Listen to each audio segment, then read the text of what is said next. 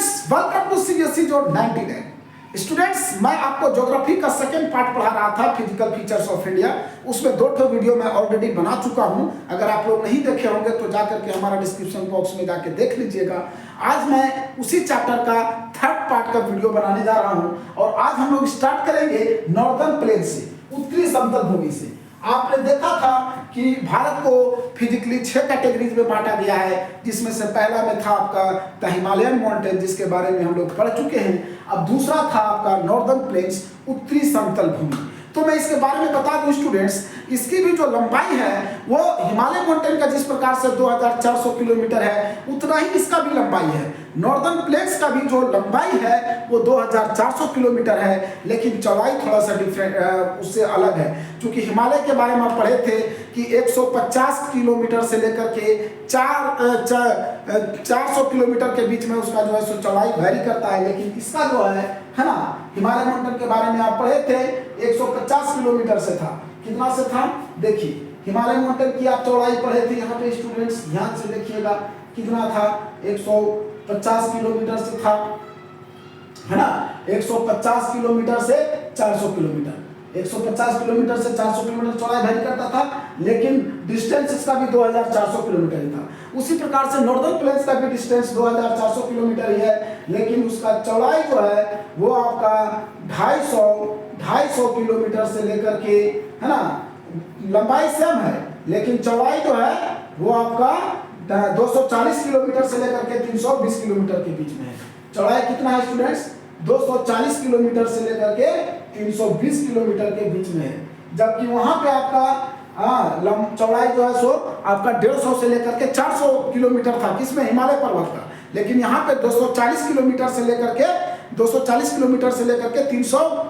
Kilometre के बीच में है। चौड़ाई कितना है, 240 किलोमीटर से लेकर के 240 किलोमीटर से लेकर के 320 किलोमीटर, किसका, नॉर्दर्न प्लेन्स का। अब देखिए, नॉर्दर्न प्लेन्स का जो निर्माण होता है वो 3 मुख्य नदियों के जो है सो संगम से, 3 मुख्य नदियों के कारण से होता है। यही 3 नदी का जो बह करके मिट्टी आती है, तो उस मिट्टी से जो निर्माण होता है उसी को हम लोग कहते हैं नॉर्दर्न प्लेन्स। ये कौन कौन सा है, एक है सिंधु नदी, दूसरा है ब्रह्मपुत्र और तीसरा है गंगा। और ये तीनों नदियों की उत्पत्ति जो है सो हिमालय पर्वत से ही होती है। इसीलिए इसकी जो लंबाई है वो एकदम लगभग सेम है जितना हिमालय पर्वत की है। हिमालय पर्वत की जितनी लंबाई है उतना ही लगभग आपका नॉर्दर्न प्लेन्स का भी लंबाई है, 2400 किलोमीटर। लेकिन याद रखिएगा, चौड़ाई आपका 240 किलोमीटर से लेकर के 320 किलोमीटर के बीच में है, किसका, नॉर्दर्न प्लेन्स का।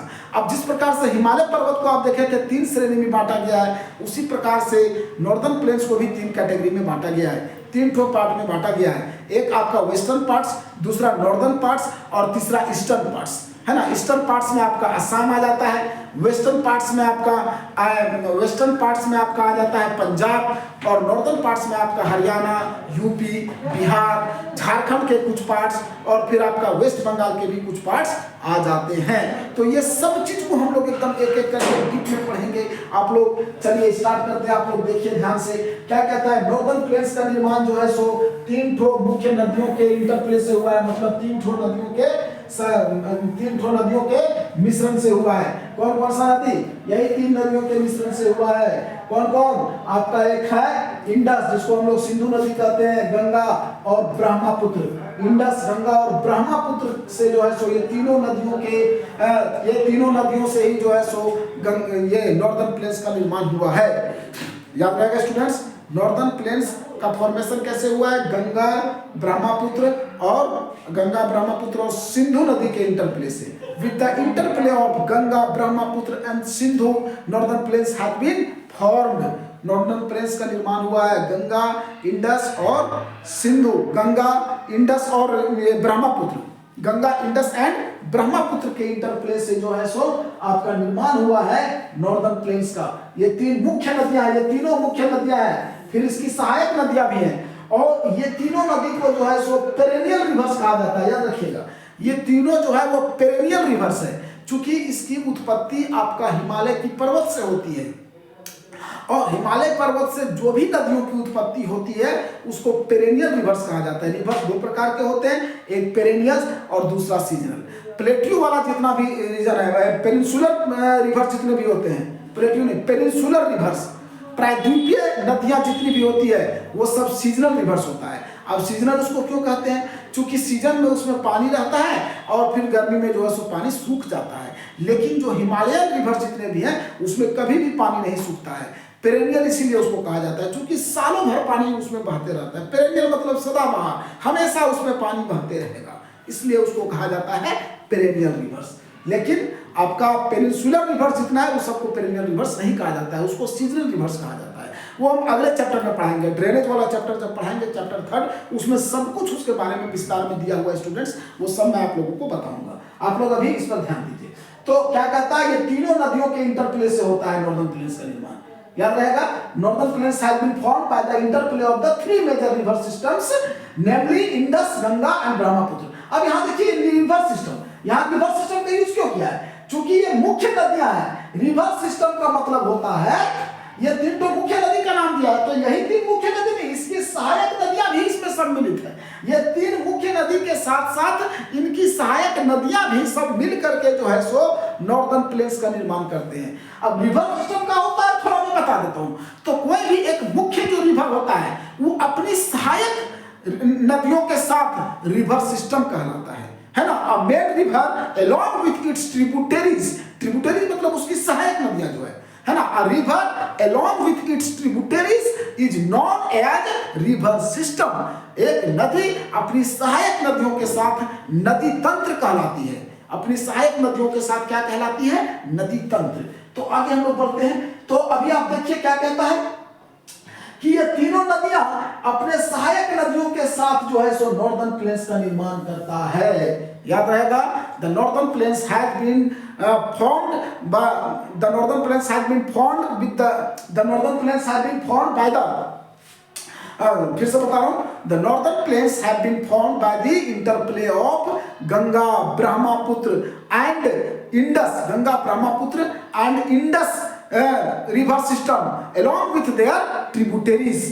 गंगा, ब्रह्मपुत्र और इंडस रिवर सिस्टम और उसकी सहायक नदियों के साथ जो है, रिवर सिस्टम का मतलब ही हो गया कि उसकी सहायक नदियां भी उसमें ऑटोमेटिक आ गया है ना।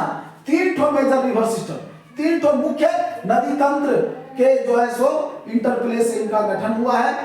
तीनों का आप नाम देख लीजिए, गंगा, ब्रह्मपुत्र और इंडस, और उसकी सहायक नदियां भी। इस ये जो प्लेन्स है, समतल भूमि है, इसमें एलुवियल सोइल पाया जाता है। मैंने पहले भी आप लोगों को बताया था, ये जो नॉर्दर्न प्लेन्स है वहां पे जलोढ़ मिट्टी पाया जाता है और एलुवियल सोइल ही सबसे ज्यादा उपजाऊ मिट्टी होता है। इसलिए ये वाला क्षेत्र जो है सो सबसे ज्यादा पॉपुलेटेड क्षेत्र भी है ना। पॉपुलेटेड, सबसे ज्यादा पॉपुलेटेड एरिया है, समझ रहे ना। नॉर्दर्न प्लेन जो है वो सबसे ज्यादा पॉपुलेटेड एरिया है भारत में। क्यों? क्योंकि वहां पे समतल भूमि है, जलोढ़ मिट्टी है। जलोढ़ मिट्टी है तो उपजाऊ ज्यादा होता है, समतल भूमि है तो लोग कोई भी काम वहां पे इजीली कर सकते हैं। इसलिए वो वाला क्षेत्र में जो है सबसे ज्यादा उपजाऊ होता है। क्या होता है स्टूडेंट्स? सबसे ज्यादा उपजाऊ उसी क्षेत्र में होता है ना। चलिए आगे देखते हैं। The deposition of aluminium in the vast basin line at the foothills of Himalaya over millions of years from this fertile plain।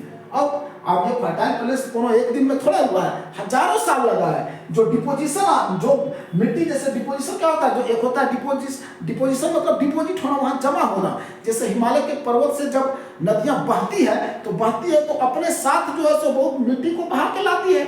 और जब मिट्टी को बहा के लाती है तो आप बहा के कहाँ ले जाएगा? जहाँ खत्म होगा वहां तो छोड़ देगा ना।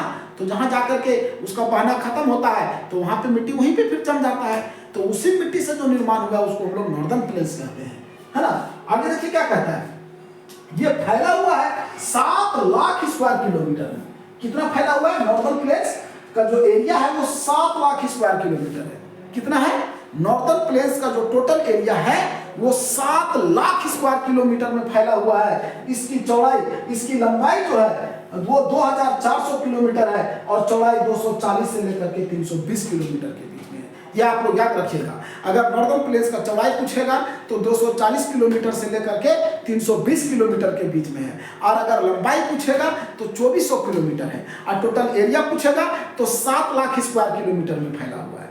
Northern plains total 7 lakh square kilometre में फैला हुआ है। कितना एरिया फैला हुआ है स्टूडेंट्स? 7 लाख स्क्वायर किलोमीटर में नॉर्दर्न प्लेन्स फैला हुआ है। और ये डेंसली पॉपुलेटेड फिजियोग्राफिक डिवीजन से, मतलब सबसे ज्यादा जनसंख्या वाला क्षेत्र है। आप ऐसे भी जानिएगा कि सबसे ज्यादा जनसंख्या की दृष्टि से यूपी ही है जो नॉर्दर्न प्लेन्स में ही पाता है। बिहार है जनसंख्या घनत्व के दृष्टि से, वो भी आपका नॉर्दर्न प्लेन्स में ही है ना।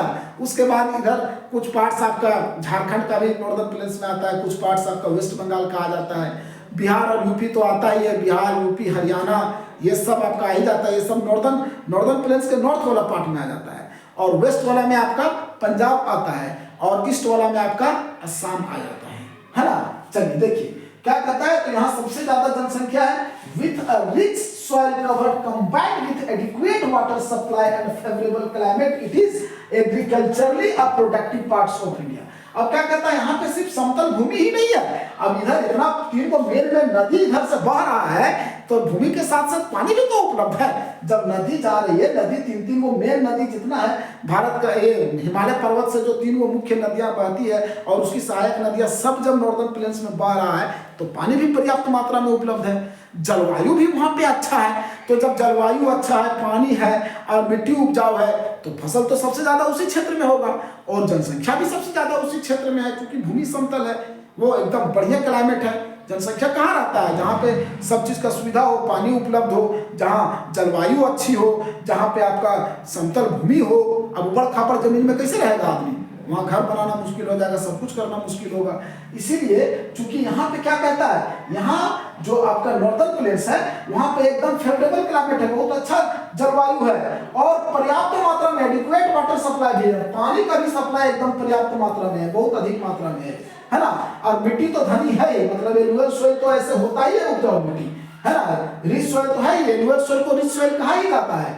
उसके अलावा आपका पानी भी पर्याप्त मात्रा में है, क्लाइमेट भी अच्छा है और इसलिए क्या होता है, यहाँ पे सबसे ज्यादा एग्रीकल्चरल प्रोडक्टिविटी होता है, मतलब सबसे ज्यादा फसल का उत्पादन आपका नॉर्दर्न प्लेन्स में ही होता है।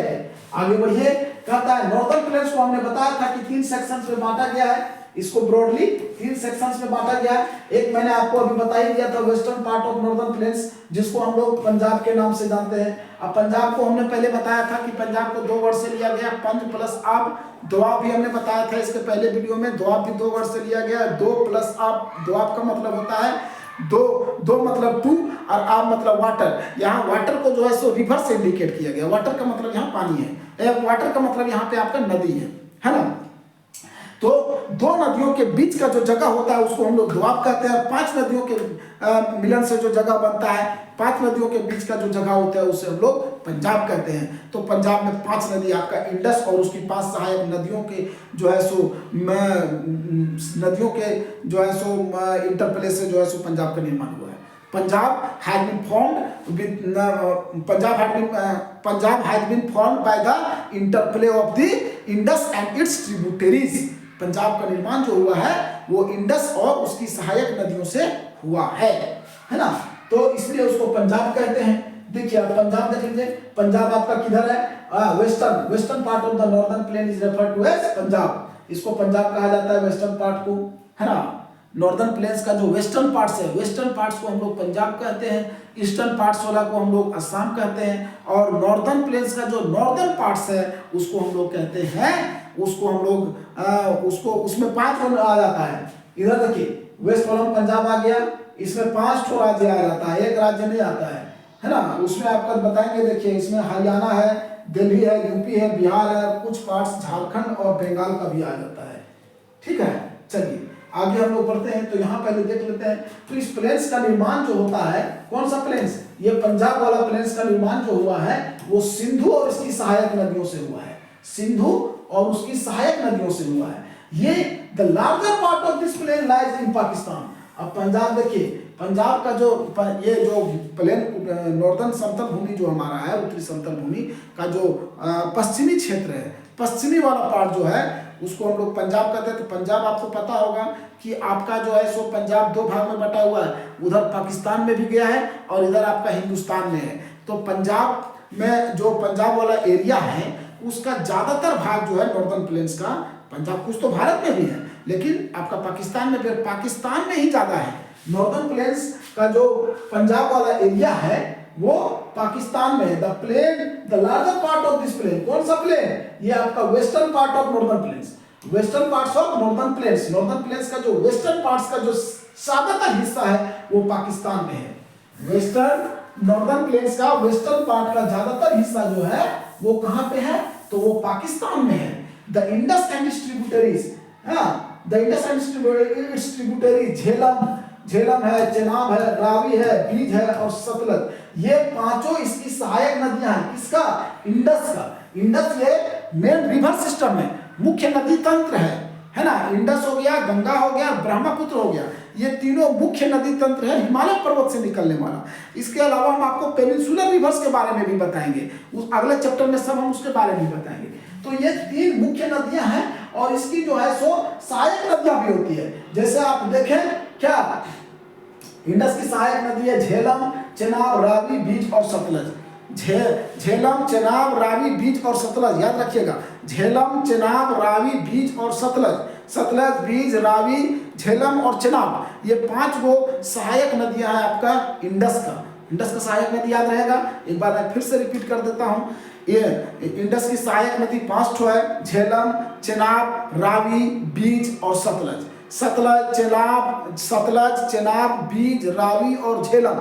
सतलज, चेनाब, बीज, रावी और झेलम, ये पांच ठो सहायक नदियां हैं इंडस का। और यही पांच को सहायक नदी और इंडस जो मुख्य नदी तंत्र है मिलकर के पंजाब वाला एरिया का निर्माण करता है, जिसको हम लोग उत्तरी समतल भूमि का वेस्टर्न पार्ट्स कहते हैं, है ना।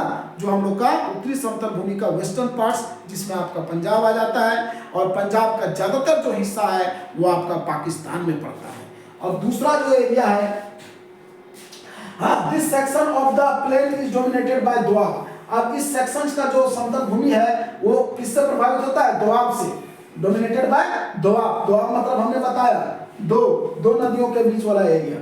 तो ये सेक्शंस को भी प्रभावित कौन करता है? दोआब। अब दोआब का मीनिंग हमने बता ही दिया था, दोआब दो वर्ड से मिलकर के बना है। टू का मतलब दो और आब का मतलब वाटर, वाटर का मतलब यहाँ रिवर है। उसी प्रकार से पंजाब के बारे में भी हम बता दिए थे कि ये भी दो वर्ड से मिलकर के बना है। पंज का मतलब होता है फाइव और आब का मतलब होता है वाटर। अब आगे बढ़ते हैं हम लोग, देखिए क्या कहता है the Ganga plain. Ganga plain के बारे में देखिए students, the Ganga plain the rivers coming from the northern mountain are involved in the deposition work. The lower course of gentle slope and the velocity of the river decreases, which results in the formation of riverine island. ये बताएंगे आपको हम, इसी में है आपका। हाँ चलिए देखिए, तो गंगा प्लेन्स के बारे में बता रहे हैं अब हम आप लोग को। गंगा प्लेन्स के बारे में क्या कह रहा है, देखिए गंगा नदी के बारे में क्या कह रहा है, ध्यान से देखिए आप लोग। गंगा प्लेन्स जो है वो एक्सटेंड्स करता है घाघरा और तीस्ता के बीच में।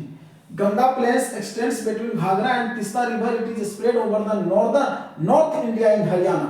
अब गंगा प्लेन्स जो घाघरा और तीस्ता नदी के बीच में है, घाघरा और तीस्ता नदी के बीच में जो गंगा प्लेन्स है वो कहाँ फैला हुआ है? वो आपका हरियाणा में, दिल्ली में, यूपी, बिहार और झारखंड के कुछ हिस्सा और वेस्ट बंगाल के कुछ हिस्सा में फैला हुआ है। ये कौन सा नदी के बीच में? घाघरा और तीस्ता नदी के बीच में। घाघरा और तीस्ता नदी के बीच में ये सब क्षेत्र पाए जाते हैं। ईस्ट में अगर हम लोग बात करें तो ईस्ट में असम, ईस्ट में पार्टिकुलरली ये असम में पड़ता है ना, वहां पे पड़ता है। In the east particularly in Assam lies the Brahmaputra plain. यहाँ पे क्या? ब्रह्मपुत्र प्लेन। हमने अभी बताया था तीन ठो मुख्य नदियों से नॉर्दर्न प्लेन्स का निर्माण हुआ है। तो ईस्ट वाला भाग, वेस्ट वाला भाग में आप देखें इंडस से हुआ है। उसके बाद बीच में आपका जो है नॉर्थ वाला वो आपका गंगा नदी से हुआ है। और इस आपका ईस्ट में जाइएगा तो आपका असम वाला जो क्षेत्र है वो ब्रह्मपुत्र और उसकी सहायक नदियों से हुआ है ना, ब्रह्मपुत्र और उसकी सहायक नदियां। और बीच में आप देखें गंगा और उसकी सहायक नदियों से हुआ है। तो गंगा वाला प्लेन जो है वो हो गया आपका ब्रह्मा, उधर आपका वेस्ट में आपका हो गया आपका इंडस और उसकी सहायक नदियों से जो हुआ है, जिसको हम लोग पंजाब के नाम से जानते हैं, जिसका ज्यादातर भाग आपका पाकिस्तान में है। बीच वाला जो है, जो नॉर्थ वाला पार्ट में है, नॉर्दर्न प्लेन जो है उसका निर्माण गंगा प्लेन से हुआ है, गंगा और उसकी सहायक नदियों से, है ना। जो आपका नॉर्थ में आपका हरियाणा, बिहार, उत्तर प्रदेश, झारखंड के कुछ हिस्सा और वेस्ट बंगाल के कुछ हिस्सा को कवर करता है, जो है ना किसके किसके बीच है, घाघरा और तीस्ता रिवर्स के बीच में है। आगे हम लोग देखते हैं। उसके बाद आप एक बताएं कि ईस्ट में पूर्व में जो है वो ब्रह्मपुत्र प्लेन्स इसको कहा जाता है, पूर्व में ब्रह्मपुत्र प्लेन्स, और आपका उत्तर में आपका गंगा प्लेन्स, और उधर पश्चिम में जाइएगा तो उसको आप इंडस प्लेन्स भी कह सकते हैं, है ना, इंडस प्लेन्स या सिंधु प्लेन्स, सिंधु समतल भूमि। चलिए आगे देखते हैं। The northern plains are generally described as a flat land with variation of its relief. It is not true. ये सत्य नहीं है। इसको नॉर्दर्न प्लेन्स को कहा जाता है, डिस्क्राइब किया जाता है जनरली कि ये है ना यहाँ पे बहुत सारा रिलीफ है, तो ऐसा सत्य नहीं है। These vast plains also have diverse relief features. ये प्लेन्स में भी बहुत सारा रिलीफ फीचर्स है, ये सही बात है, लेकिन ये सिर्फ कह दिया जाए कि यहाँ सिर्फ आराम है, ऐसा थोड़ा है। वहाँ आदमी है तो आराम से बैठ के खा रहा है, नहीं, काम, हाँ सुविधा है, ये बात है कि वहाँ सब चीज का सुविधा है, मतलब आपको काम करना आसान होगा, लेकिन काम तो करना ही पड़ेगा। According to the variations in relief features, the northern plains can be divided into 4 regions. अब रिलीफ फीचर्स के अनुसार से नॉर्दर्न प्लेन्स को हम लोग 4 भाग में बांट सकते हैं। किसके अनुसार से? Relief features. नॉर्दर्न प्लेन्स को रिलीफ फीचर्स कहा जाता है, लेकिन ये पूरा तरह से सच नहीं है ना। तो नॉर्दर्न प्लेन्स के रिलीफ फीचर्स को फिर हम लोग 4 भाग में बांट सकते हैं। नॉर्दर्न प्लेन्स के रिलीफ फीचर्स को 4 भाग में बांट सकते हैं। Northern plains can be divided into 4 regions. किसके अनुसार से? According to the variations in relief features. According to the variation in relief features of the northern plains, it can be divided into 4 categories. 4 category में हम लोग इसको बांट सकते हैं। देखिए, एक है the rivers after descending from the mountains deposit pebbles in a narrow belt about 8 to 16 kilometre. 8 से 16 किलोमीटर की बात कर रहा है। और in the with line parallel to the slopes of the Shivaliks. आपको मैंने पहले ही बताया कि नॉर्दर्न प्लेन्स का जो निर्माण हुआ है वो किससे हुआ है, तो वो हिमालय की पर्वत से हुआ है। हिमालय की पर्वत से निकलने वाले जो है सो नदी और उसकी सहायक नदियों के इंटरप्ले से हुआ है।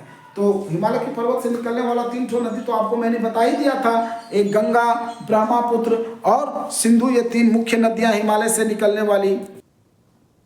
हाँ, तो स्टूडेंट्स मैं फिर से इसको बता दे रहा हूँ।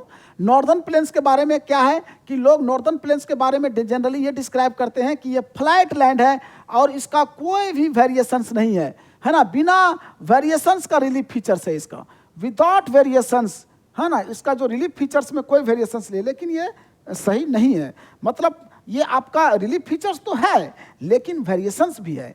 आपको इसमें बताएंगे कि नॉर्दर्न प्लेन्स को जो है सो चार कैटेगरी में बांटा गया है। फिर अभी आप देखे थे कि नॉर्दर्न प्लेन्स को जो है सो 3 भाग में बांटा गया था। एक आपका वेस्टर्न पार्ट्स था, बीच में नॉर्दर्न पार्ट्स है, और इधर ईस्टर्न पार्ट्स देखे थे। उसी प्रकार से यहाँ पे देखिए कि ये जो प्लेन्स है डाइवर्स, इसके रिलीफ फीचर्स को, सॉरी, हम वहाँ देखे थे नॉर्दर्न प्लेन्स को 3 भाग में बांटा गया है। अब नॉर्दर्न प्लेन्स के रिलीफ फीचर्स को जो है सो 4 कैटेगरी में बांटा गया है, 4 भाग में। जिस प्रकार से आप देखें कि नॉर्दर्न प्लेन्स को 3 भाग में बांटा गया। एक आपका वेस्टर्न पार्ट जिसमें आपका पंजाब आ जाता है, जिसका ज़्यादातर हिस्सा आपका पाकिस्तान में चला जाता था। फिर आप देखें नॉर्दर्न पार्ट्स जिसमें आपका हरियाणा, उत्तर प्रदेश, बिहार, झारखंड के कुछ पार्ट्स और वेस्ट बंगाल के कुछ पार्ट्स आ जाते हैं। और फिर आप देखें ईस्ट में जिसमें ब्रह्मपुत्र बेसिन वाला जो क्षेत्र था, जिसमें आपका आसाम आ जाता था। बीच वाला में आप देखें कि गंगा प्लेन्स कहते हैं हम लोग आपका नॉर्थ वाला पार्ट को। वेस्ट वाला पार्ट तो आपका हो गया आपका वो इंडस प्लेन्स, चूँकि सिंधु और उसकी सहायक नदियों से मिलके बना है। इधर आपका ईस्ट वाला में आप चले जाइए तो उसको हम लोग कहते हैं ब्रह्मपुत्र प्लेन्स, है ना। तो अब हम लोग आगे देखेंगे कि इसके रिलीफ फीचर्स को भी जो है सो 4 कैटेगरी में बांटा गया है। एक सबसे, आप जब हिमालय की पर्वत देखिएगा तो हिमालय की पर्वत को 3 श्रेणी में बांटा गया, आप देख लिए हैं। एक था आपका हिमाद्री, फिर था हिमाचल और उसके बाद शिवालिक था, है ना। सबसे जो है सो आउटर पार्ट, आउटर मतलब सबसे इधर जो बाहर वाला हिस्सा है उसको हम लोग कहते हैं शिवालिक, है ना। और सबसे इनर पोस्ट वाला पार्ट को हम लोग कहते थे हिमाद्री।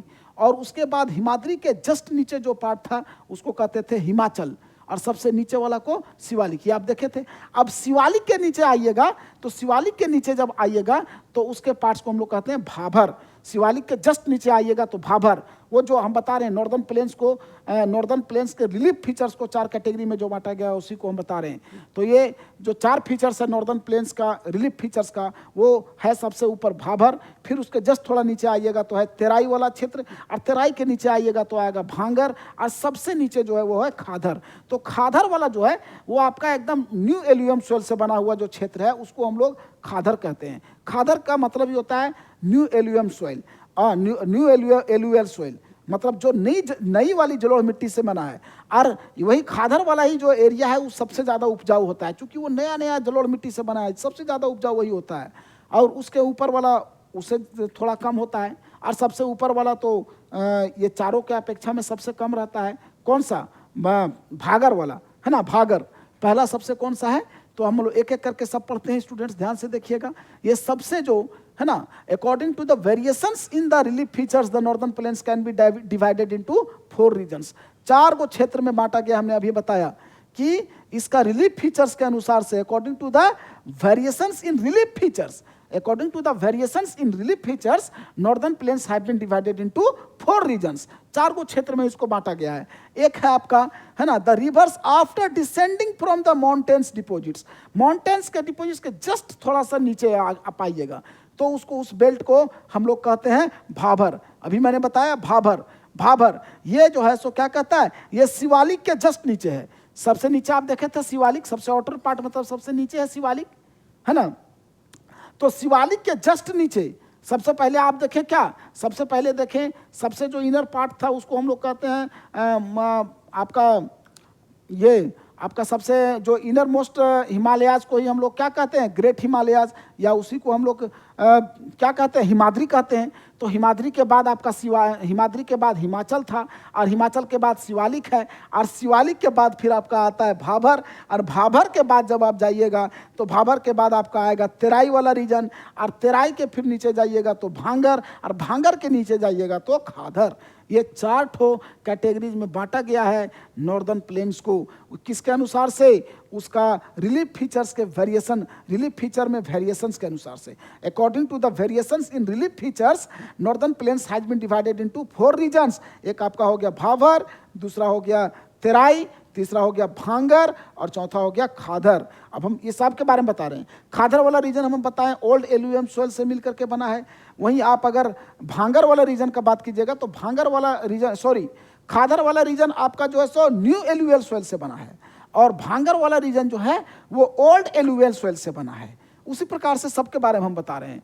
तो देखिए, जो rivers after descending from the mountains deposit pebbles in narrow belt about 8 to 16 kilometre आप in width lying parallel to the slopes of the Shivalik hills. Shivalik hills के पहाड़ियों के पैरेलल में 8 से 16 किलोमीटर, 8 से 16 किलोमीटर चौड़ाई के साथ शिवालिक क्या कहता है, शिवालिक हिल्स के पैरेलल में, स्लोप्स मतलब नीचे ढलान में, शिवालिक हिल्स के नीचे जो है सो एकदम शिवालिक हिल्स के ही पैरेलल 8 से 16 किलोमीटर का जो क्षेत्र है उसी को हम लोग कहते हैं भाभर।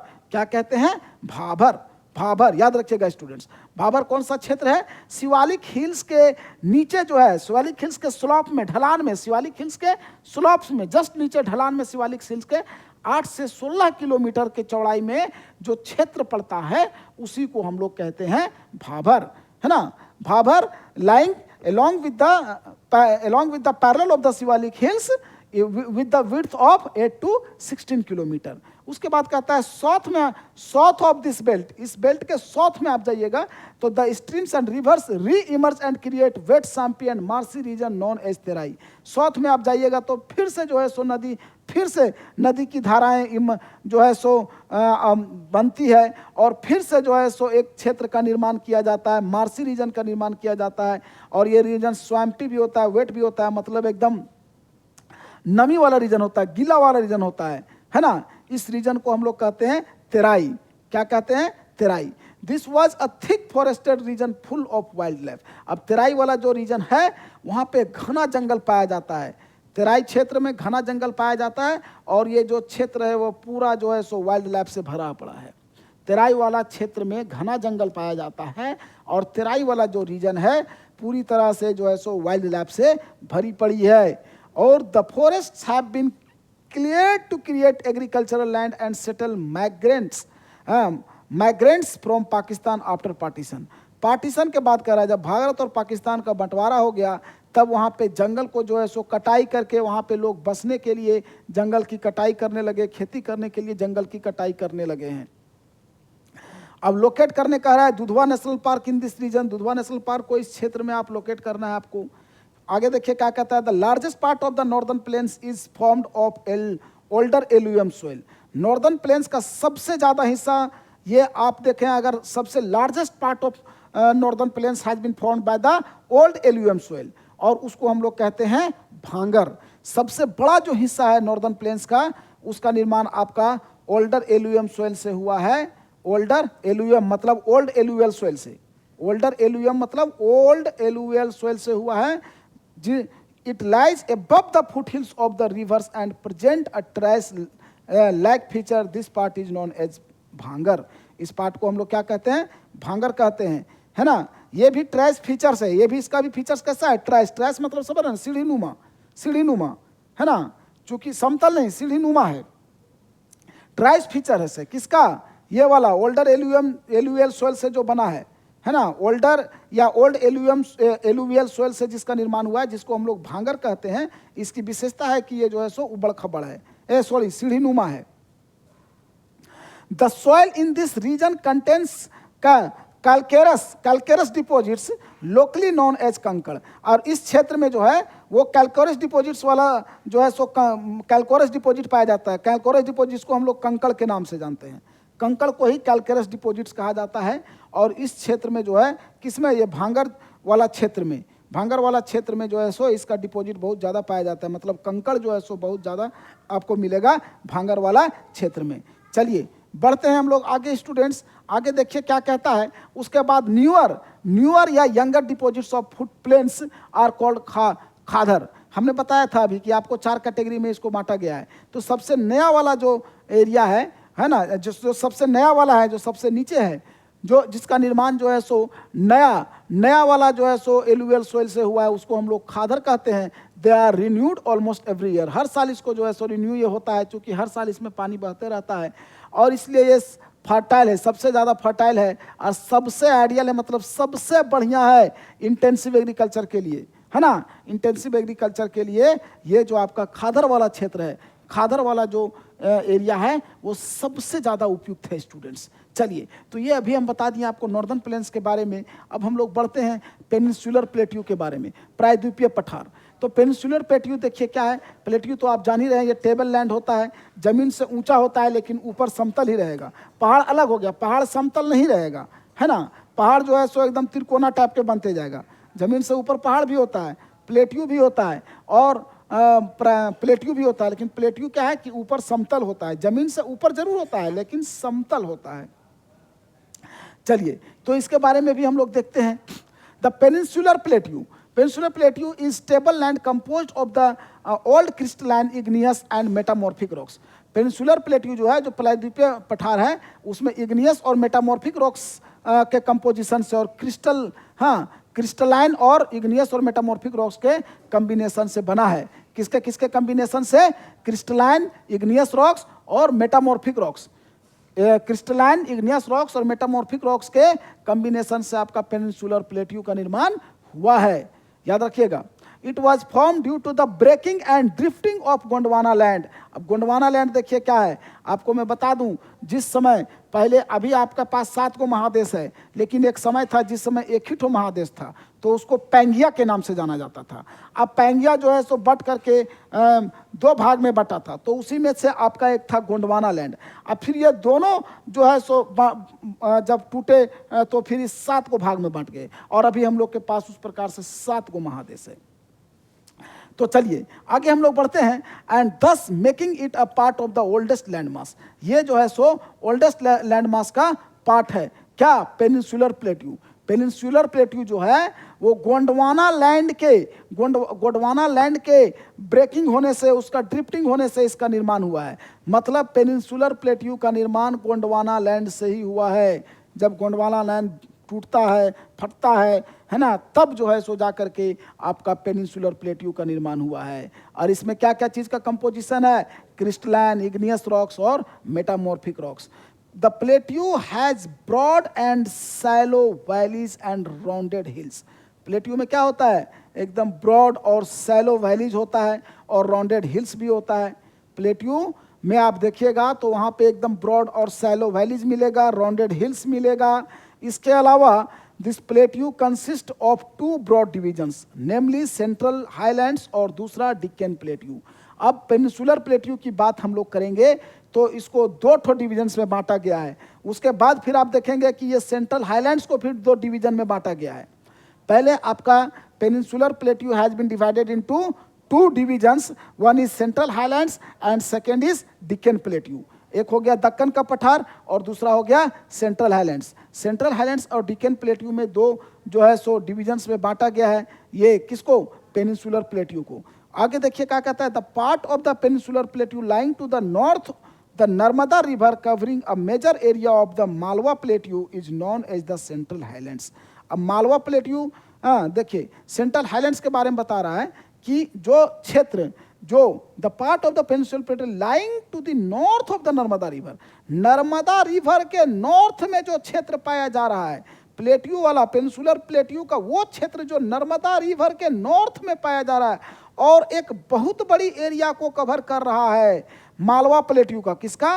मालवा प्लेट्यू के बहुत बड़ी एरिया को जो कवर करता है उसी को हम लोग कहते हैं सेंट्रल हाईलैंड्स। उसको क्या कहते हैं? Central highlands. आगे देखिए, है ना, उसको क्या कहते हैं students? Central highlands. The Vindhya ranges is bounded by the Satpura ranges on the south and the Aravalli on the north west. अब कहता है जो विंध्या रेंजेस है, विंध्या श्रेणियां हैं, वो बाउंडेड है किससे? सतपुरा रेंजेस से। किधर? साउथ में। और अरावली से बाउंडेड है आपका नॉर्थ वेस्ट में। नॉर्थ वेस्ट में जो है विंध्या रेंजेस वो बाउंडेड है आपका अरावली से, और साउथ में जो है वो सतपुरा रेंजेस से बाउंडेड है ना। The further westward extension gradually merge with the sandy and rocky desert of Rajasthan. उसके बाद आगे आप देखिएगा तो क्या कहता है कि सैंडी और रॉकी डेजर्ट ऑफ राजस्थान में जो है सो मर्ज करता है। इसके बारे में भी मैं आपको लोगों को बता रहा हूँ स्टूडेंट्स। चलिए हम लोग आगे फिर देखते हैं क्या कहता है। हाँ, तो देखिए स्टूडेंट्स, अभी मैं आप लोगों को बता रहा था, है ना, डिक्कन प्लेट्यू और एक आपका क्या था, एक आपका डिक्कन प्लेट्यू था और दूसरा था आपका सेंट्रल हाईलैंड्स, है ना। पेनिनसुलर प्लेट्यू को दो का पार्ट में बांटा गया है। Peninsular plateau has been divided into two broad divisions, है ना। This plateau consist of two broad divisions. कौन सा प्लेट्यू? Peninsular plateau. क्या क्या? एक है आपका सेंट्रल हाईलैंड्स और दूसरा है डिक्कन प्लेट्यू। एक सेंट्रल हाईलैंड्स और दूसरा डिक्कन प्लेट्यू।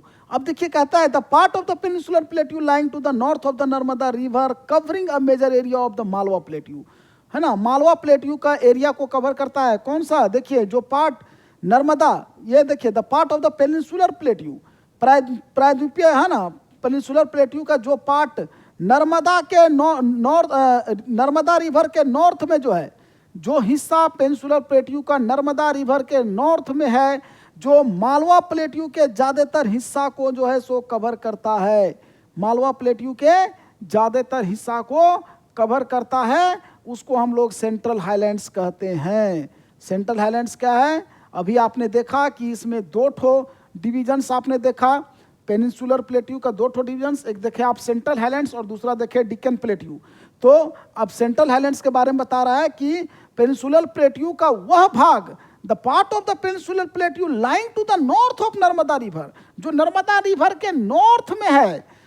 पेनिनसुलर प्लेट्यू का वो भाग जो नर्मदा रिवर के नॉर्थ में है और मालवा प्लेट्यू के एक महत्वपूर्ण हिस्सा को कवर करता है। The part of the peninsular plateau which is lying to the north of the Narmada river and covering a large part of Malwa Plateau, that is known as Central Highlands, जो Malwa plateau के एक बहुत बड़े हिस्से को cover करता है और जो नर्मदा रिवर के नॉर्थ में है उसको हम लोग कहते हैं उसको हम लोग सेंट्रल हाईलैंड्स कहते हैं। क्या कहते हैं students? That is known as central highlands. याद रहेगा, what do you mean by central highlands? अगर क्वेश्चन पूछेगा what do you mean by central highlands, तो आपको जवाब देना है the part of the peninsular plateau lying to the north of the river Narmada and covering a large part of Deccan plateau is known as central highlands. फिर से मैं बता दे रहा हूं students, the part of the peninsular plateau lying to the north of the Narmada river and covering a large part of Malwa Plateau, that is known as Central Highlands। Malwa plateau का जो बहुत बड़े हिस्सा को कवर करता है और नर्मदा नदी के नॉर्थ में है, उस पार्ट को पेनिनसुलर प्लेट्यू के उस हिस्सा को हम लोग सेंट्रल हाईलैंड्स कहते हैं। अब सेंट्रल हाईलैंड्स में आपको हम बताए थे कि दो ठो प्लेट्यू आता है, एक आपका आ गया मालवा प्लेट्यू। अब मालवा प्लेट्यू का बहुत बड़ा हिस्सा को सेंट्रल हाईलैंड्स कवर किए हुए हैं, और दूसरा एक आप देखेंगे छोटा नागपुर प्लेट्यू, एक छोटा नागपुर प्लेट्यू भी है ना। चलिए आगे बढ़ते हैं हम लोग। The Vindhya ranges is bounded by Satpura ranges on the south. Vindhya ranges के बारे में बता रहा है कि ये बाउंडेड है सतपुरा रेंजेस से साउथ में और अरावली से वेस्ट में, नॉर्थ वेस्ट में। विंध्या रेंजेस जो है वो अरावली से नॉर्थ वेस्ट में बाउंडेड है और सतपुरा रेंजेस से साउथ में। Vindhya ranges is bounded by Satpura ranges on south and by Aravallis on the north west. The further westward extension gradually merge with the sandy and rock desert of Rajasthan. और आगे फिर जैसे बढ़िएगा तो ये फिर मर्ज हो जाता है किसमें? जो आपका सैंडी और रॉकी डेजर्ट जो है, मरुस्थल जो है, कौन सा मरुस्थल? राजस्थान में जो थार मरुस्थल है उसमें जा कर के फिर ये मर्ज हो जाता है, जा कर के राजस्थान में मिल जाता है।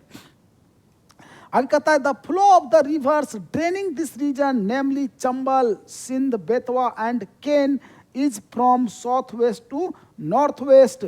अब जो फ्लो होता है रिवर ड्रेनिंग, हाँ रिवर्स का जो फ्लो होता है, जो क्या करता है इस क्षेत्र को जो ड्रेन करता है ना, वो उसका नाम क्या क्या है? चंबल, सिंध और बेतवा। चंबल, सिंध, बेतवा और केन है ना, is from south west to the north west. South west से नॉर्थ वेस्ट की ओर में ये चार नदियां हैं, चंबल, सिंध, बेतवा और केन। चंबल, सिंध, बेतवा और केन वाले जो नदियां हैं इसके बारे में दिया हुआ है। इस प्रकार से thus indicating the slope the central highlands are wider in west but narrower in east। इस प्रकार से क्या कहता है कि ये जो स्लोप्स को इंडिकेट किया जा रहा है, सेंट्रल हाईलैंड्स जो है वो आपका वेस्ट में जो है सो वेस्ट में आपका चौड़ा है और ईस्ट में पतला है। सेंट्रल हाईलैंड्स जो है वो वेस्ट में चौड़ा है और ईस्ट में पतला है। Central highland is wider in west whereas narrower in east. याद रखिएगा, सेंट्रल हाईलैंड्स जो है वो वेस्ट में चौड़ा है और ईस्ट में आपका पतला है। ईस्ट में पतला है, क्यों? वेस्ट में क्यों? क्योंकि देखिए वेस्ट में जाके सब मिल जा रहा है तो उधर तो चौड़ा होगा ही, इधर पतला निकलता है, उधर जाके मिल जाता है। The eastward extension of this plateau are locally known as Bundelkhand and Baghelkhand. अब ईस्ट वेस्ट में देखिए, ईस्टवर्ड में जाइएगा किसका? इस सेंट्रल हाईलैंड्स का। सेंट्रल हाईलैंड्स को ईस्टवर्ड एक्सटेंशन में जो है सो ईस्टवर्ड्स की तरफ जो उसका बढ़ा हुआ है, जो जिधर फैला हुआ है आपका सेंट्रल हाईलैंड्स, उसको जो है सो लोकली मतलब वहाँ के लोकल भाषा में उसको बुंदेलखंड या बाघेलखंड कहा जाता है।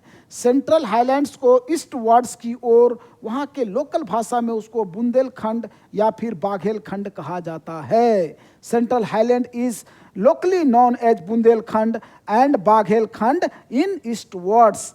In eastwards extension, Central Highland is locally known as Bundelkhand and Baghelkhand. Bundelkhand या बाघेलखंड के नाम से जाना जाता है सेंट्रल हाईलैंड्स को। किधर किधर जाना जाता है? ईस्टवर्ड में।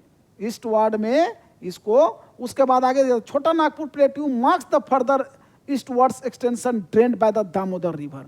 अभी हमने बताया था सेंट्रल हाईलैंड में आप देखें कि सबसे बड़ा हिस्सा जो कवर करता है मालवा प्लेट्यू, और फिर सेंट्रल हाईलैंड का जो है उसी का कह रहा है कि द छोटा Nagpur plateau March the further eastwards, है ना। उसके बाद आगे का जो ईस्टवर्ड्स का एरिया है जो सेंट्रल हाईलैंड्स का, वो आपका छोटा नागपुर वाला क्षेत्र है। छोटा Nagpur plateau March the further eastwards extension drained by the Damodar river. ये किसके द्वारा ड्रेन किया जाता है? दामोदर नदी द्वारा ड्रेन किया जाता है। कौन सा वाला? छोटा नागपुर प्लेट्यू।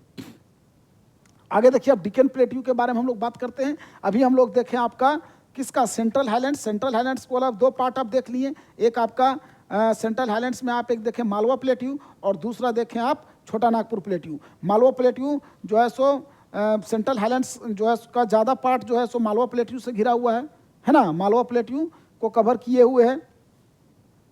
आप देख लिए इसको। चलिए आगे बढ़ते हैं हम लोग। डिकन प्लेट्यू के बारे में देखते हैं। डिकन प्लेट्यू जो है वो ट्रायंगुलर लैंड मास है ना, त्रिकोण त्रिभुज के आकार का है Deccan plateau. That lies to the south of the river Narmada. ये कहाँ पे है? नर्मदा नदी के साउथ में है। कहाँ पे है स्टूडेंट्स? नर्मदा नदी के साउथ में है। क्या? Deccan plateau. Deccan plateau lies to the south of the river Narmada. Deccan plateau lies to the south of the river Narmada. समझ रहे हैं? अभी आप देखे थे सेंट्रल हाईलैंड्स के बारे में। सेंट्रल हाईलैंड्स का डिफिनेशन आप लोग देखे थे। The part of the peninsular plateau covering a large part of Malwa Plateau and lying to the north of the river Narmada, है ना। सेंट्रल हाईलैंड जो है वो नर्मदा रिवर के नॉर्थ में था, लेकिन यहाँ डिकन प्लेट्यू जो है, सेंट्रल हाईलैंड्स के बारे में आप देखें कि वो नर्मदा नदी के नॉर्थ में था, लेकिन डिकन प्लेट्यू जो है वो नर्मदा नदी के साउथ में है। डिकन प्लेट्यू किधर है स्टूडेंट्स? नर्मदा नदी के साउथ में डिकन प्लेट्यू है, भूलिएगा नहीं। अगर नर्मदा नदी के साउथ में पूछेगा तो डिकन प्लेट्यू, और नर्मदा नदी के नॉर्थ में पूछेगा तो आपका सेंट्रल हाईलैंड्स है। सेंट्रल हाईलैंड्स में आप दो ठो प्लेट्यू के बारे में देखें, एक छोटा नागपुर प्लेट्यू और दूसरा मालवा प्लेट्यू। और मालवा प्लेट्यू ही सबसे ज़्यादा एरिया को कवर किए हुए है सेंट्रल हाईलैंड्स का, है ना। चलिए, तो साउथ में क्या है? नर्मदा रिवर के साउथ में जो प्लेट्यू है ट्रायंगुलर शेप का है। यहाँ ये भी देखिएगा, ट्रायंगुलर, ये सब पूछता है which plateau is in the shape of triangular landmass, तो आपको बताना है Deccan plateau. Deccan plateau is in the shape of triangular landmass. Triangular landmass के शेप में है। किस में है? डिकन प्लेट्यू जो है वो एक ट्रायंगुलर लैंडमास के शेप में है, और जो नर्मदा रिवर के साउथ में है। डिकन प्लेट्यू किधर है? नर्मदा रिवर के साउथ में है। और सेंट्रल हाईलैंड्स नर्मदा रिवर के नॉर्थ में है। और सेंट्रल हाईलैंड्स का ज़्यादातर हिस्सा जो है वो मालवा प्लेट्यू से घिरा हुआ है ना, मालवा प्लेट्यू से घिरा हुआ है। चलिए आगे देखते हैं हम लोग। Satpura ranges flanks its border best in the north. Satpura ranges जो है यो इसका नॉर्थ में है। सतपुरा रेंजेस, वहाँ आप देखे थे Vindhya ranges. Vindhya ranges bonded था सतपुरा रेंजेस से साउथ में, और यहाँ पे देखिए कि नॉर्थ में बॉन्डेड है। उसमें आप देखे थे, देखिए दोनों में डिफरेंस पूछता है तो आपको बताना भी है, पूछा भी जाता है what is the difference between central highlands and deacon plateau. तो डिकन प्लेट्यू आपका नर्मदा रिवर के साउथ में है, और सेंट्रल हाईलैंड्स आपका नर्मदा रिवर के नॉर्थ में है। उसके बाद कहता है कि देखिए सतपुरा रेंजेस जो है वो फ्लैंक्स करता है इसके बॉर्डर्स को in the base in the north में। सतपुरा रेंजेस जो है वो आपका नॉर्थ में जो है सो फ्लैंक्स करता है ना। और इधर आप देखे थे कि विंध्या रेंजेस जो है वो बॉन्डेड है सतपुरा रेंजेस से, किधर? साउथ में। साउथ में सतपुरा रेंजेस से विंध्या रेंजेस बॉन्डेड है। यहाँ पे नॉर्थ में जो है सो ये है। while the Mahadev and Kaimur hills and the Maikal ranges from its external extensions locate these hills and ranges in the physical map of India। ये कह रहा है कि इसको भारत के फिजिकल मैप में आपको लोकेट करना है।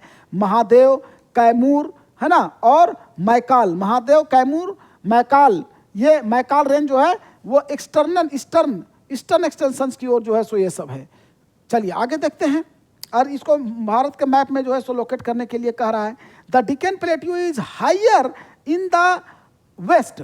अभी हमने यहाँ भी आप लोग देखे थे कि वेस्ट में जो है सो, वेस्ट में आपका क्या कहता है, ये दोनों में वही है। वेस्ट की ओर इधर आपका क्या था? चौड़ा था, और ईस्ट की ओर पतला था। क्यों? चूंकि वेस्ट राजस्थान में आकर के इधर मिल रहा है तो उधर चौड़ा हो जा रहा है। वहाँ पे राजस्थान में बहुत चौड़ा आप देखें, ये आपका क्या है, वहाँ पे एक ही ठो आपका जो डेजर्ट है, थार डेजर्ट में जाके मिल जाता है राजस्थान की ओर, रॉकी डेजर्ट में। तो डिकन प्लेट्यू के भी बारे में कह रहा है कि वेस्ट में जो है सो हायर है, ऊंचा है ना, एंड स्लोप जेंटली ईस्टवर्ड्स। और ईस्टवर्ड्स की ओर जाइएगा तो थोड़ा सा आपको स्लोप मिलेगा।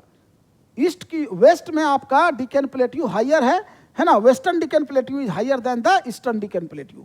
ईस्टर्न की ओर जो है सो स्लोप्स है, जेंटली स्लोप है। An extension of the plateau is also visible in the north west, locally known as Meghalaya, काबरी, Anglong plateau and north Cachar hills, north Cachar hills. अब आगे देखिए, लोकली मतलब वहां के लोकल भाषा में किसको, ये डिक्कन वाला प्लेट्यू को, डिक्कन प्लेट्यू को लोकली जो है सो मेघालय कहा जाता है, काबरी एंगलोंग प्लेट्यू कहा जाता है।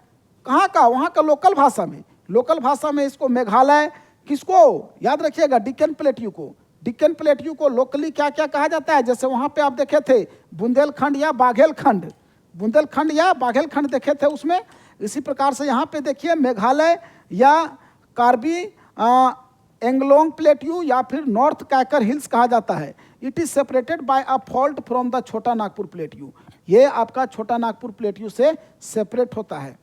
किससे, छोटा नागपुर प्लेट्यू के फॉल्ट से जो है सो इसको सेपरेट किया जाता है, अलग किया जाता है। तीन ठो जो प्रोमिनेंट हिल्स है, रेंजेस वेस्ट से ईस्ट की ओर, वो है गारो, खांसी और जैंतिया। गारो, खांसी और जैंतिया, ये तीन ठो महत्वपूर्ण हिल्स है। कहाँ पे, ये आपका डिक्कन प्लेट्यू में, डिक्कन प्लेट्यू का जो तीन ठो जो मुख्य हिल्स हैं वो है एक गारो हिल्स, खांसी हिल्स और जैंतिया हिल्स। गारो, खांसी और Jaintia, Garo, Khasi and Jaintia hills are the three prominent hills of the Deccan plateau. Deccan के पठार के तीन ठो मुख्य हिल्स हैं, एक है गारो हिल्स, दूसरा है खासी हिल्स और तीसरा है जैंतिया हिल्स। गारो, खासी और जैंतिया हिल्स, ये तीन ठो मुख्य हिल्स हैं। अब आगे देखिए, western ghats and eastern ghats mark the western and eastern edge of the Deccan plateau. अब ईस्टर्न घाट्स और वेस्टर्न घाट्स के बारे में भी थोड़ा सा आप लोग देख लीजिए। दक्कन के पठार के पूर्वी छोर को पूर्वी घाट कहते हैं और दक्कन के पठार के दक्षिणी छोर को दक्षिणी घाट कहते हैं। वेस्टर्न घाट जो है वो दक्कन के पठार के वेस्टर्न पार्ट्स में है, वेस्टर्न मार्क में है ना। ने वही कह रहा है कि western and eastern ghats mark the western and eastern edge of the Deccan plateau respectively. Respectively मतलब जैसे वेस्टर्न घाट जो है वो वेस्टर्न पार्ट को मार्क करता है और ईस्टर्न घाट जो है वो ईस्टर्न पार्ट्स को मार्क करता है ना। ईस्टर्न एज मतलब जो किनारा है, ईस्टर्न छोर को, दक्कन के पठार के ईस्टर्न छोर को ईस्टर्न घाट्स कहा जाता है और वेस्टर्न छोर को वेस्टर्न घाट्स कहा जाता है। Western ghats lie parallel to the western coast, है ना। वेस्टर्न घाट जो है वो वेस्टर्न कोस्ट के पैरेलल है ना। वेस्टर्न कोस्ट के पैरेलल है। कोस्ट मतलब जान रहे हैं, समुद्र के किनारे वाला जो जगह होता है उसको हम लोग कोस्ट कहते हैं, समुद्री तट जिसको कहते हैं। तो वेस्टर्न कोस्ट के पैरेलल में है आपका वेस्टर्न घाट और ईस्टर्न कोस्ट के पैरेलल में है आपका eastern ghat. They are continuous and can be crossed through the passes only. Locate the Thal, Bhor and Pal ghats in the physical map of India. Thal, Bhor और पाल घाट को भारत के फिजिकल मैप में लोकेट करने के लिए कह रहा है। ये सब जो है सो वेस्टर्न घाट्स में ही है। थाल, भोर और पाल घाट्स को भारत के जो है सो आप मैप में लोकेट कीजिए। अब फिर कहता है वेस्टर्न घाट जो है वो ईस्टर्न घाट से हायर है। ये तो देख ही रहे हैं, वेस्टर्न वाला पार्ट हमेशा जो है सो हायर रहा है ईस्टर्न वाला पार्ट से। वहाँ आपका सेंट्रल हाईलैंड्स में भी आप देखे थे कि वेस्टर्न की ओर जो है सो आपका क्या था, चौड़ा था और ईस्टर्न की ओर पतला था। यहाँ भी western Ghats are higher than eastern ghats. जो एवरेज एलिवेशन है, जो एवरेज ऊंचाई है ये वेस्टर्न घाट्स का, ऊंची वाली का, उसका है 900 से लेकर के 1600 मीटर, जबकि आपका ईस्टर्न घाट का मात्र 600 मीटर है। वेस्टर्न घाट का जो हाइट है वो 900 से लेकर के 1600 के बीच में है। 900 मीटर से लेकर के 1600 मीटर के बीच में है वेस्टर्न घाट्स का हाइट। किसका हाइट? वेस्टर्न घाट्स का हाइट जो है वो 900 से लेकर के 1600 के बीच में है, जबकि ईस्टर्न घाट्स का हाइट मात्र 600 मीटर है। तो देखिए ईस्टर्न घाट्स का आपका जो हाइट है वो मात्र 600 मीटर है। कितना है students? The height of the eastern Ghat is only 600 metres, whereas the height of the western Ghat is 900 metre to 1600 metre. 900 metre से लेकर के 1600 मीटर तक है वेस्टर्न घाट्स का वेस्टर्न घाट्स का हाइट, जबकि ईस्टर्न घाट्स का हाइट जो है वो मात्र 600 मीटर है। तो वेस्टर्न घाट्स तो अभी मैंने बता ही दिया कि Western Ghats are higher than the eastern Ghats. The average elevation of the western Ghat is 900 metre to 1600 metre, whereas the average height या elevation of the eastern Ghat is only 600 metres. Eastern Ghats का जो height है वो मात्र 600 metre है। अब eastern घाट जो है वो कहाँ तक फैला हुआ है, तो ईस्टर्न घाट्स आपका महानदी वैली से लेकर के नीलगिरी तक साउथ में फैला हुआ है। साउथ में आपका महानदी घाटी से लेकर के नीलगिरी तक, महानदी घाटी से लेकर के नीलगिरी तक फैला हुआ है ईस्टर्न घाट्स। फिर आपका कहता है कि ईस्टर्न घाट जो है वो डिसकंटिन्यूअस एंड इरेगुलर है, मतलब रेगुलर नहीं है, इरेगुलर है, और dissected by rivers draining into bay of Bengal. कहाँ पे जाकर के मिल जाता है, बंगाल की खाड़ी में। ईस्टर्न घाट जो है वो आपका डिसेक्टेड होता है किसके द्वारा, by the draining into the bay of Bengal, Bengal की खाड़ी में जाके मिल जाता है। जबकि वेस्टर्न घाट्स की हम बात करेंगे तो वो आपका अरबियन सी में जाकर के मिलेगा। Western Ghats causes orographic rain by facing the rain bearing moist winds to rage along the western slopes of the ghats. The western ghats are known by different local names. अब western ghats क्या कहता है कि ये rain है ना, orographic rain by facing the rain bearing most. अब वर्षा के द्वारा जो नमी वाला विंड्स को जो है सो ये उत्पन्न करता है, हाँ लाता है along the western slopes Ghats. Western slopes Ghats की ओर जो है सो एकदम नमी, पानी आता है तो हवा जो है सो पानी से जो है सो क्या होगा, नमी रहेगा, पानी पड़ेगा तो नमी रहेगा, सीधी सी बात है। तो नमी वाला क्षेत्र है ये वेस्टर्न घाट्स, है ना। The western Ghats are known by different local names. Western ghats को भी बहुत लोकली जो है सो अलग अलग नाम से जाना जाता है। अब ये क्या क्या है, the height of the western Ghats progressively increase. देखिए क्या कहता है कि वेस्टर्न घाट्स को अलग अलग नाम से जाना जाता है, और वेस्टर्न घाट्स का जो हाइट है वो बढ़ता है। वो तो आपको मैंने बताया ही था कि वेस्टर्न घाट्स का जो हाइट है वो ईस्टर्न घाट्स के हाइट से ज़्यादा है। Western Ghats are higher than the eastern ghats. Western Ghats are known by different local names. The height of the Western Ghats progressively increasing from north to south. North से south की ओर आप बढ़िएगा तो हाइट बढ़ते जाता है, मतलब नॉर्थ में थोड़ा कम है, साउथ की ओर जाइएगा तो बढ़ते जाएगा। वेस्टर्न घाट्स का जो हाइट है वो नॉर्थ से साउथ की ओर बढ़ते जाता है, मतलब नॉर्थ में थोड़ा कम है तो साउथ की ओर जाएगा तो बढ़ते जाएगा। नॉर्थ से साउथ की ओर आप बढ़िएगा तो वेस्टर्न घाट्स का हाइट बढ़ते जाता है। और जो सबसे हाईएस्ट पीक है अन्नाईमुड़ी, जिसका हाइट 2655 मीटर है, ये भी वेस्टर्न घाट्स का ही पीक है।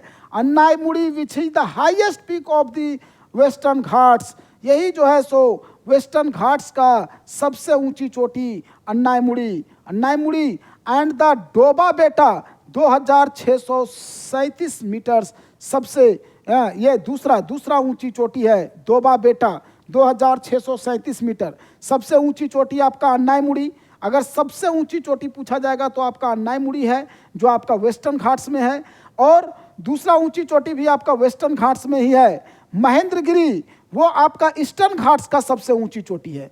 अगर स्पेशली आपको वेस्टर्न घाट्स का पूछा जाए या फिर जो highest peak of the Ghats पूछा जाए, सबसे हाईएस्ट पूछा जाएगा तो अन्नाईमुड़ी, और वही वेस्टर्न घाट का पूछा जाएगा तो भी अन्नाईमुड़ी। लेकिन स्पेशली अगर आपको ईस्टर्न घाट का पूछा जाएगा तो ईस्टर्न घाट का सबसे हाईएस्ट पीक जो है वो है आपका महेंद्रगिरी।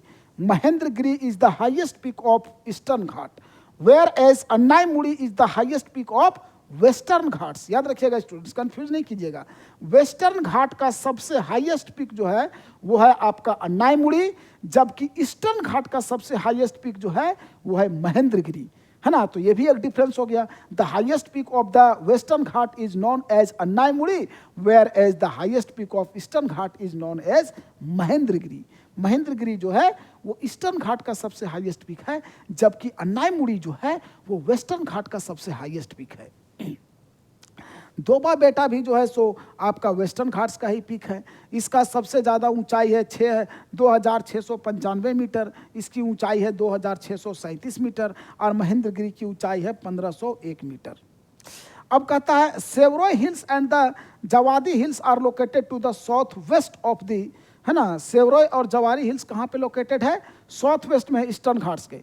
ईस्टर्न घाट्स के साउथ वेस्ट में ये दोनों हिल्स जो है सो लोकेटेड है। अब कहता है कि जो फेमस हिल स्टेशंस है उस सबको आपको भारत के मैप में जो है सो दिखाने के लिए कह रहा है यहाँ पे फेमस हिल स्टेशंस को, फेमस हिल स्टेशंस ऑफ उद्दम दलम और पॉपुलरली नॉन एज ऊटी और कोड़ाई कनल, इसको जो है सो दिखाने के लिए कह रहा है आपका किसमें, भारत के मैप में। One of the distinct feature of the peninsular plateau is the black soil area known as Deccan trap. अब दक्कन ब्लैक सॉइल हमने बताया था कि ब्लैक सॉइल जो कॉटन के उत्पादन के लिए सबसे उपयुक्त है, ये आपका डिकन ट्रैप में ही, डिकन ट्रैप एरिया को जो है सो ब्लैक सॉइल के लिए माना जाता है। क्या कहता है, one of the distinct feature of the peninsular plateau, ये प्रायद्वीपीय पठार का जो एक डिस्टिंक्ट फीचर है, एक सबसे डिस्टिंक्ट एकदम अलग फीचर जो है, जो एकदम माने सबसे भिन्न फीचर जो है वो क्या है, black soil area known as Deccan trap. Black soil area को डिकन ट्रैप के नाम से जाना जाता है। ये पेनिनसुलर प्लेट्यू का एक बहुत ही डिस्टिंक्ट फीचर है। One of the distinct feature of the peninsular plateau is that the black soil area is known as Deccan Trap. Black soil area को डिकन ट्रैप के नाम से जाना जाता है। तो यहाँ तक समझ गए आप स्टूडेंट्स, ब्लैक सोइल एरिया को डिकन ट्रैप के नाम से जाना जाता है। ये जो है सो पेनिनसुलर प्लेट्यू का एक डिस्टिंक्ट फीचर है। ब्लैक सॉइल एरिया को डिकन प्लेट्यू के नाम से जाना जाता है। ये पेनिनसुलर प्लेट्यू का एक आपका डिस्टिंक्ट फीचर है। This is the volcanic origin, hence the rocks are igneous. Actually these rocks have denuded over time and are responsible for the formation of black soils. अब देखिए, अब ब्लैक सोइल यहाँ क्यों, इस क्षेत्र में क्यों पाया जाता है ब्लैक सोइल? आखिर पेनिनसुलर प्लेट्यू वाला क्षेत्र में जो है सो, जिस क्षेत्र में ब्लैक सोइल पाया जाता है उसको आपका डिकन ट्रैप कहा जाता है। तो आखिर ब्लैक सोइल क्यों पाया जाता है? तो एक्चुअली क्या है कि ये जो है दिस इज वोल्केनिक ओरिजिन, इसका जो उत्पत्ति है वो वोल्केनो से हुआ है, वोल्केनिक ओरिजिन है ना। इसीलिए यहाँ पे जो द रॉक्स आर इग्नियस, इसलिए यहाँ पे कौन सा चट्टान है, इग्नियस रॉक्स पाया जाता है। इग्नियस रॉक्स, आग्नेय चट्टान पाया जाता है। और एक्चुअली जो है ये रॉक्स जो है वो डिन्यूडेड ओवर द टाइम, समय समय पर क्या होते रहता है, ये जो है सो डिन्यूड होते रहता है, फटते रहता है, टूटते रहता है, समय समय पर डिन्यूड होता है, जिसके वजह से यही जो है सो ब्लैक सोइल के फॉर्मेशन का मेन कारण है। इग्नियस रॉक्स का डिन्यूड होना ही ब्लैक सोइल के फॉर्मेशन का मेन कारण है। मतलब ब्लैक सोइल का जो फॉर्मेशन होता है वो जनरली इग्नियस रॉक से ही होता है। Igneous rocks, igneous by the breaking of the igneous rocks black soil is formed, but it takes very long time, बहुत लंबा समय लगता है, तुरंत नहीं होता है। आगे कहता है the Aravalli hills lie on the western and the north west margins of the peninsular plateau. Aravalli hills कहता है कहाँ पे, वेस्टर्न और north west margins of the peninsular plateau में है। अरावली हिल्स वेस्टर्न और north west margins of peninsular plateau में, मतलब पेनिनसुलर प्लेट्यू के वेस्टर्न और नॉर्थ वेस्टर्न मार्जिन्स में आपका अरावली हिल्स पड़ता है। Aravalli hills lies into the western and north western margins of the peninsular plateau. ठीक है, Aravali hill, where does the Aravalli hills lie? The Aravalli hills lies on the western and the north western margins of the peninsular plateau. These are highly eroded hills and are found as broken hills. They extend from Gujarat to Delhi in southwest northwest direction. अब कहता है कि ये सब जो है सो highly eroded area, hilly areas है। और ये कहाँ पे है, ये फाउंड एज ब्रोकन हिल्स, ये सब जो है सो ब्रोकन हिल्स के रूप में पाए जाते हैं। कहाँ पे है, गुजरात से लेकर के दिल्ली में, साउथ वेस्ट और नॉर्थ ईस्ट डायरेक्शन में। साउथ वेस्ट और नॉर्थ ईस्ट डायरेक्शन में गुजरात से लेकर के दिल्ली तक ये फैला हुआ है। तो स्टूडेंट्स, मैंने इसको 3 ही पार्ट में बनाने का कोशिश किया था, लेकिन अभी बहुत सारा बच गया। मैं चौथे पार्ट में इस वीडियो को कंप्लीट कर देता हूँ, है ना। आज का वीडियो यहीं समाप्त करता हूँ, मैं इसको चौथा पार्ट में कंप्लीट कर दूंगा। चलिए, धन्यवाद।